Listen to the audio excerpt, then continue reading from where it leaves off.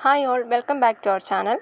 Today in this video, let's find tips for flake-free scalp with our lemon peel powder. Say goodbye to dandruff naturally with the power of lemon peel powder.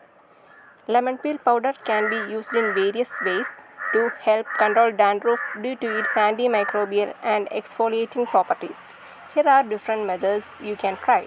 Lemon peel powder hair mask. For that, mix of lemon peel powder with yogurt or coconut oil into a smooth paste.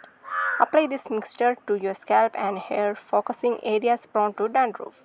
Leave it until it absorbs before rinsing thoroughly with lukewarm water. Lemon peel powder and aloe vera gel. Mix lemon peel powder with aloe vera gel to make a fine smooth paste.